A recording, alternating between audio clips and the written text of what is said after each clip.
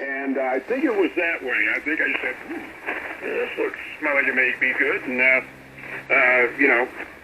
was given that album no problem, along with a few others. But, yeah, man, I put that on the table and woo!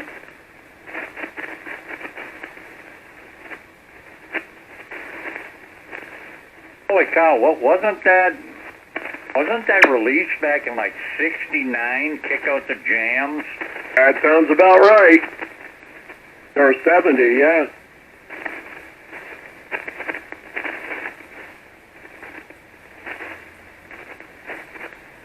I was working by then. I was already gainfully employed.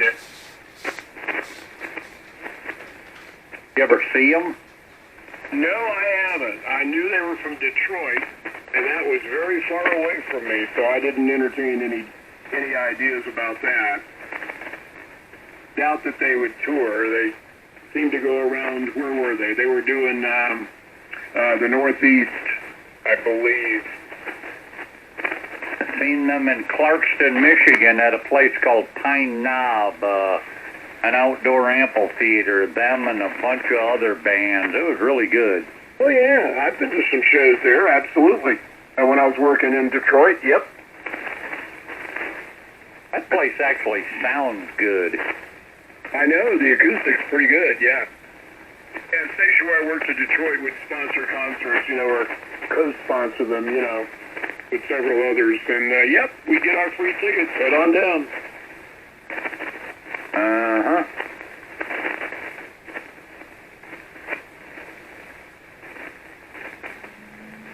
Who was that guy from W4 that did the thing for Bob Seger at the end when he said something about get high and have fun. Pretty racy for back then. Oh, yeah. KK6BS 602. Hey, CIA. Hey.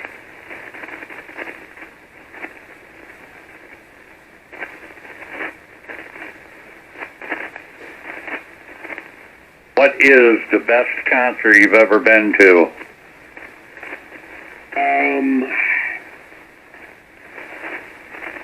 Well, as far as effect, and considering we were doing a little mescaline, it had to be the Yes concert, War of the Worlds stage theme. Oh, my. Oh, man, that blew me away, because they had this giant replica of one of the spaceships from the movie War of the Worlds, right? The Martian spaceship there with the triad, they were all about threes instead of twos. And if you remember the movie, when they showed one of those Martians, he had three eyes and stuff. So, they had this giant replica of the Martian spaceship suspended above the stage, and the damn thing was flashing lights and sending laser beams out into the crowd. Oh, man, how cool is that? Oh, God. And another good one was the Frampton Comes Alive tour. Gary Wright was the warm-up act. Absolutely no guitars, all keyboards and drums. Oh, wow. The Dreamweaver Man. Oh, yeah. And got to hang out with ZZ Top at the Boston Garden. That was a great show. Real nice guys. Oh, yeah. I think the best one I seen was in New York City at Radio City Music Hall, was Black Sabbath with Ronnie James Dio in it, called the Heaven and Hell Tour. And what year was that? Oh, my God, I don't remember. Trying to think here. I know I was told about the ticket because I was laid over in New York waiting on a load that wasn't going to be ready until the next day. Right.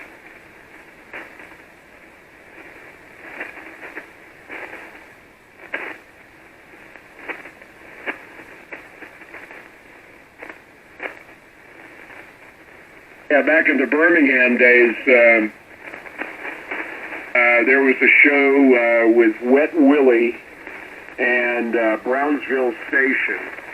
Oh, man, I hadn't heard about Wet Will in years. Oh, man. Great, great bunch of guys. And anyway, Wet Willie was the headliner. So Brownsville Station hit the stage. And Wet Willie members and I jumped in my 71 Vega, if you can imagine that, and went over to my apartment and had a little smokable fun and listened to the Allman Brothers Band. Oh, the Allman Brothers. Got a picture of them at a Battle of the Bands contest here at Gainesville High School.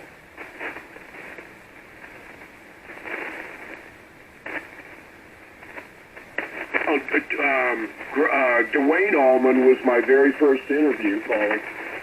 Really? Yeah, the very first on-air interview. Was we had a place here called Lipham's, L-I-P-H-A-M-S, Lipham's Music. I was owned by Bud Lipham, and that guy was awesome. He would give bands, local bands that would come in to get equipment, he'd give them credit and get them hooked up. And he says, just, as you do your gigs, just send me a little bit till you pay me back.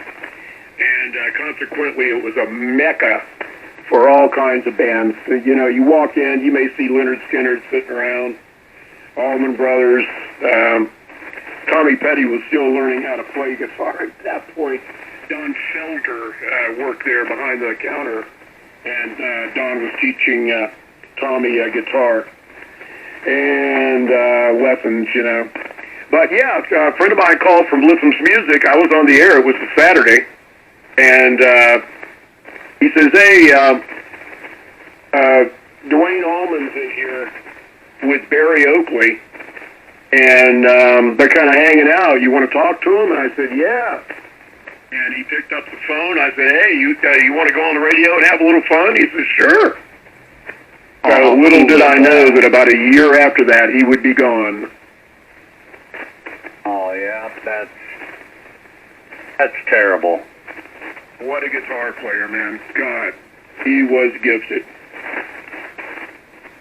The more I think about that, I think that Radio City Music Hall was the early 2000s. Okay, yeah.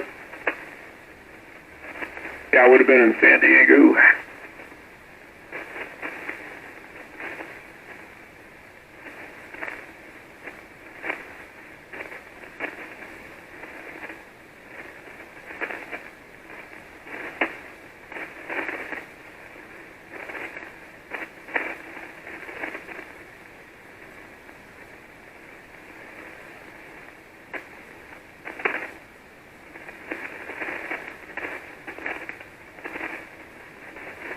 After I got back to Gainesville to quote-unquote retire, I went back to work with a brand new station that I joined, just to have a little fun. It was a local station, and wanted to get them off of the ground. I knew they were going to get sold down the road as soon as we got some decent ratings, but that was cool. We put on local concerts here in Gainesville. One of them was Sister Hazel, who was a Gainesville band, and golly, man, I was up on stage with the mayor of Gainesville, and Sister Hazel put on one hell of a show that night. Boy, people around here loved them so much. Oh, wow, that would be cool as hell. A lot of fun. I mean, they're really interactive, with the audience, and excellent musicians, of course. Yeah.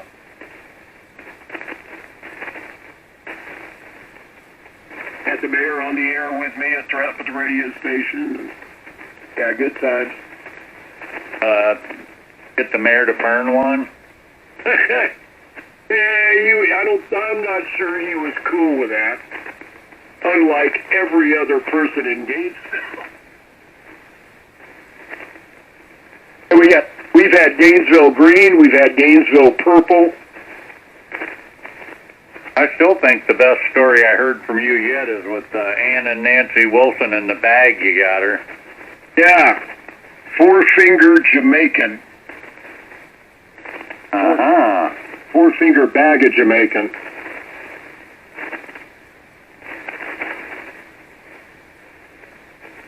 It was the good stuff.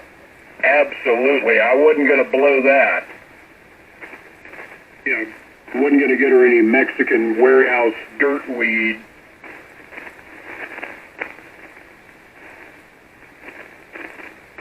I was reading on Twitter that she just had some kind of an operation here. She got married several years, Annie talking about. Yeah, she got married back a few years ago. I don't know if that worked out or not. That's all right. She could sing to me every night. As long as she doesn't crush you.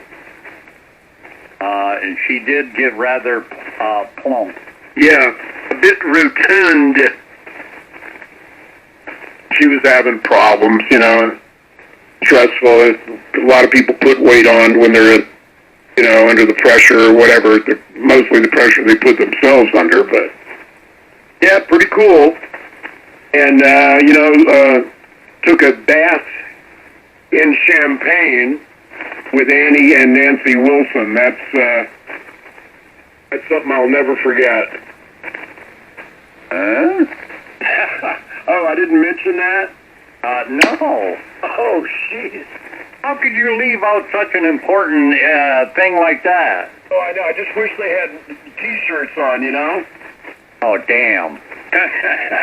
No, so there was that instance where I bought her a bag for her birthday. That was in St. Louis in 1976. Fast forward 10 years, 1986, I'm in Boston, and the station where I worked would put on birthday concerts. They'd celebrate their own birthday with big shows at the Boston Garden. I mean, big names. So anyway, the on-air people were assigned to interview each of the bands after they came off stage.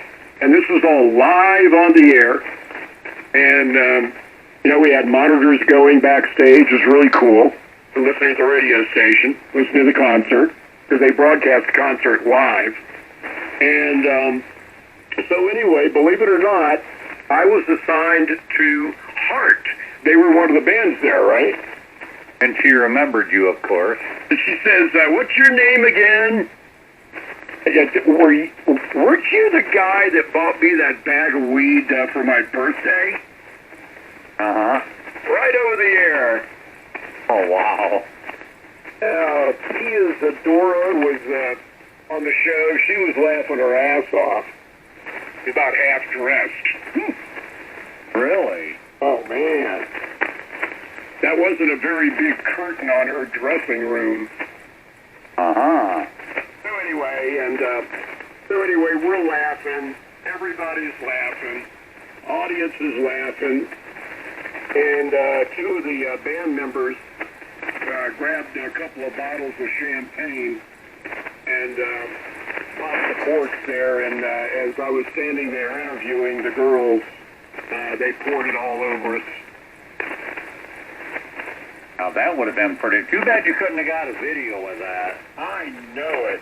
Man, oh man, there's so much that, you know, we didn't have access to cell phones with video recorders or anything like that at that time. But oh boy, yeah, a whole bunch of that.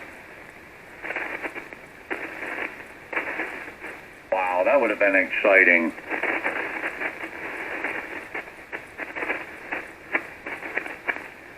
That kind of ruined my clothing, but I really did. It's a zapper. Ah! There, let's try that again with an amp. Yeah, pump it up, man. There you go. Good stories, man. Good afternoon. Hey, Jim, how you doing? Doing good. It's actually evening. Yeah, put that Tokyo horsepower on there. Okay, let's make the monitors turn off. There we go. Beautiful, man. Over the 9 with you. The Tokyo horsepower.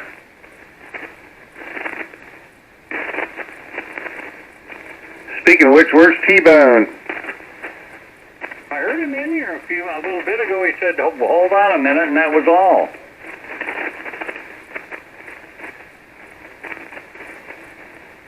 We IDing on the 5, KCATMW. I know, right? KK6BS. Huh? HCI.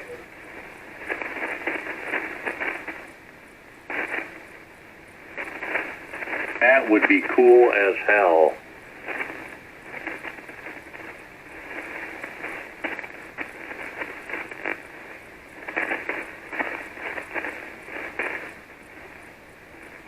I imagine that they meet so many people it's hard to remember anybody's name.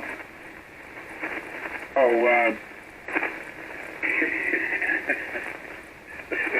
when I was interviewing Stevie Nicks down in Tampa, and Paulie, do you remember their first album, her and Lindsey Buckingham? The album was called Buckingham Nicks. It was before they joined Fleetwood Mac. Yes, I do. Yeah. Well, if you remember the album cover, they were both kind of nude, right? Yeah. Right. So, anyway, I'm interviewing Stevie Nicks, and I said, you know, Stevie, the very first time I ever saw you, you were naked. And without missing a beat, she laughs a little bit. She says, oh, were you one of those I forgot? Oh, my.